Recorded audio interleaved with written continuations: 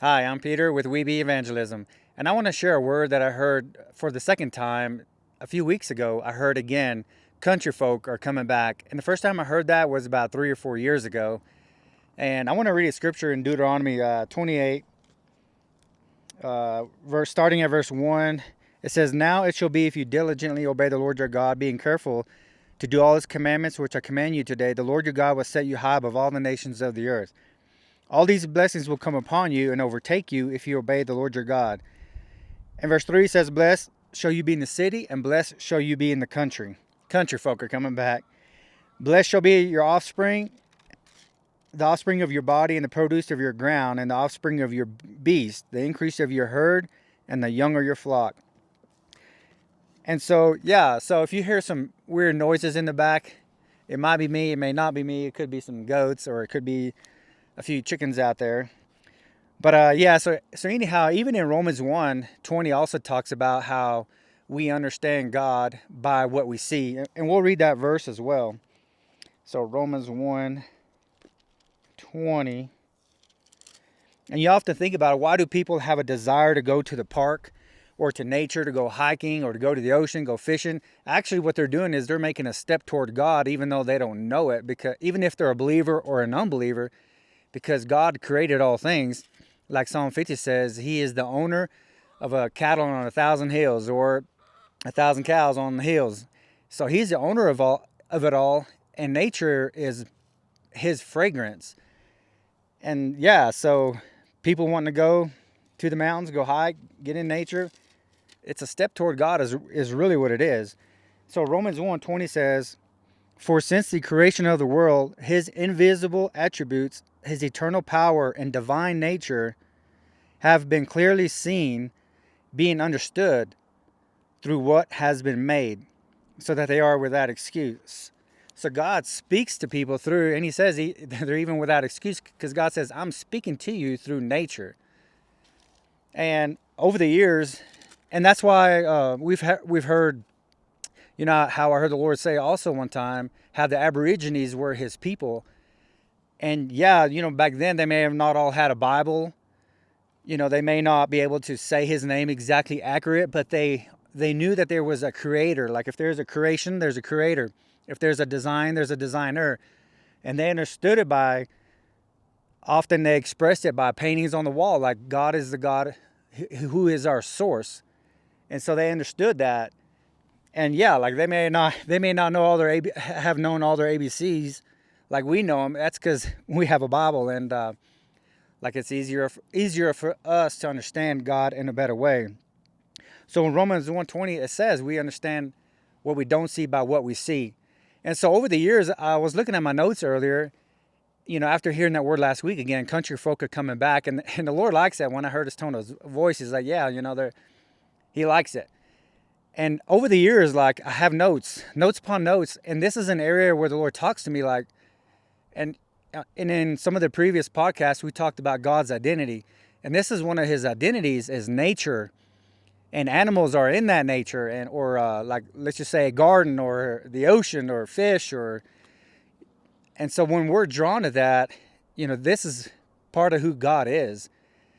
And I remember in 2009 I was in Roswell, New Mexico. We were doing like street ministry out there, and there was also a tent meeting going on. And so I was watching, so we was paying attention to the weather because we were outside quite a bit, and we didn't know about the wind, the wind and the tent being outside. And I heard the weather forecaster, man, he was just so negative, like, and he was trash talking the rain and this and this. And I didn't think much of it, but the Lord woke me up in the middle of the night. And this is the thing, often, when you hear somebody say something, how the Lord will respond, like he'll respond in you, like what he thinks. But the Lord woke me up in the middle of the night, and he wasn't happy about like what the meteor, what do they call it? Yeah, the weatherman, what the weatherman said, like being so negative. And like, why do they condemn me this way? Like, because, and he was like condemning rain. And in Deuteronomy, if you keep reading it, the rain was part of the blessing. Because without rain, I mean, think about it. Sometimes people just don't think further. If it gets in my way, and that's what I've heard. Like I have in my notes different words over the years that weather forecasters have said regarding the rain. But like Jesus said, like if you cannot understand the natural things, how will you understand heavenly things? And that's in let me see where that's at. I think it's in John 3:12, I think it is.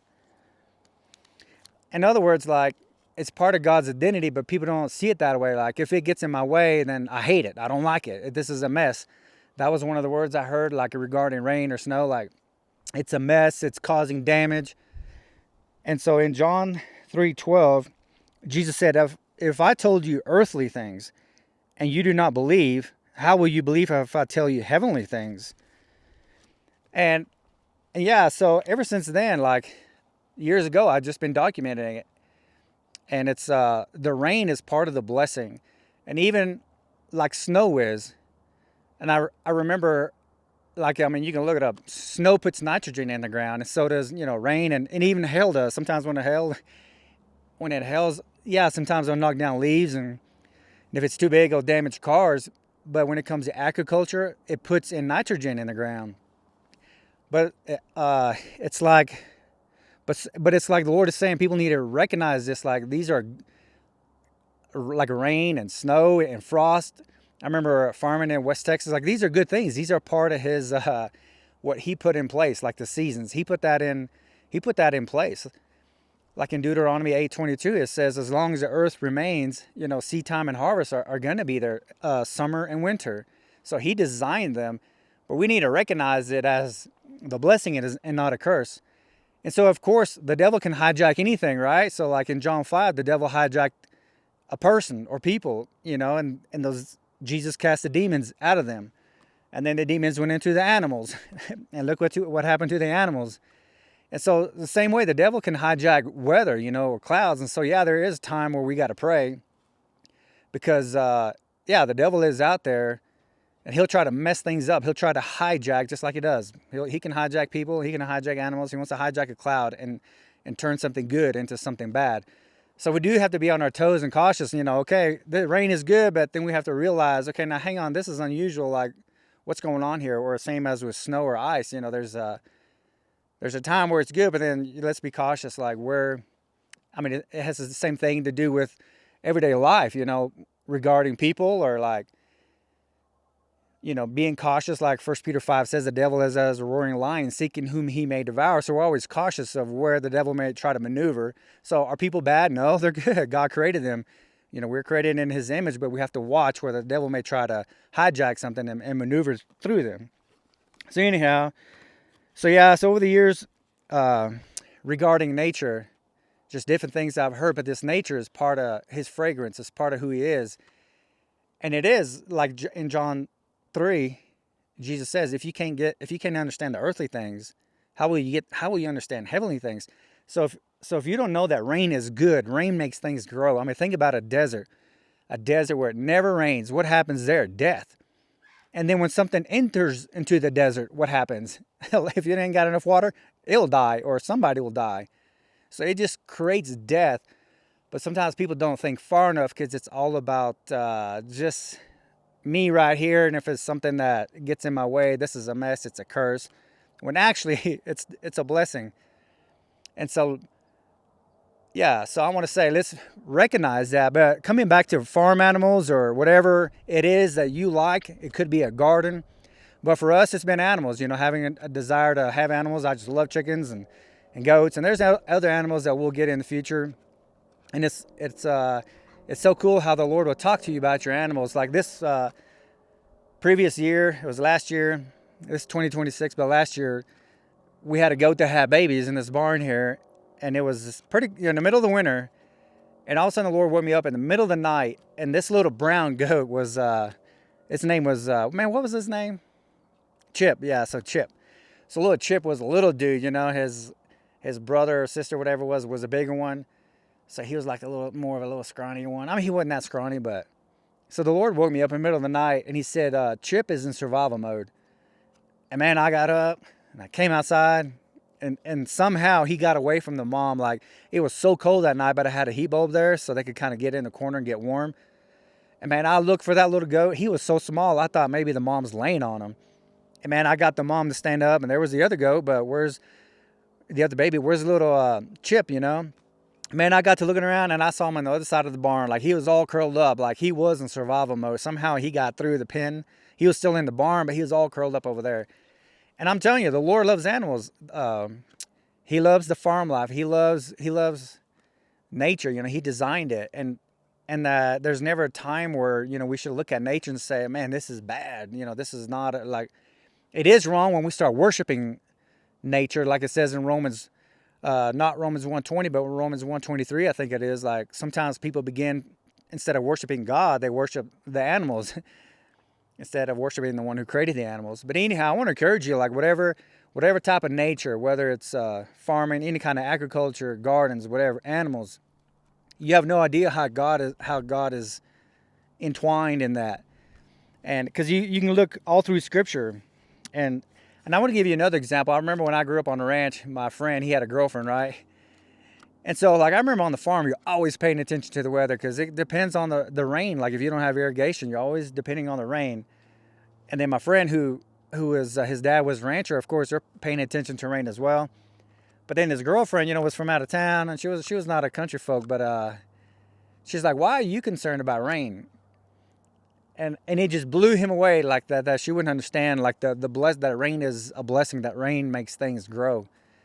But yeah, anyhow, and so like I mentioned earlier, different parts of nature are such a blessing to God's creation, like making things grass grow, like the snow, the rain, making grass grow, how it's snow is like a natural fertilizer.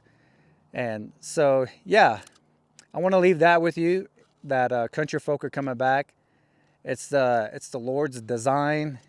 He likes it. He embraces it. I mean, you think about Revelation 19. Jesus is not coming back in a Corvette. He says he's coming back on a horse, you know. So the nature that is stirring in you, whether it's plants, gardens, animals, hey, go for it. I know the Lord would back you up, and that he's in it because it's in the Word. It's part of who he is. It's part of his fragrance.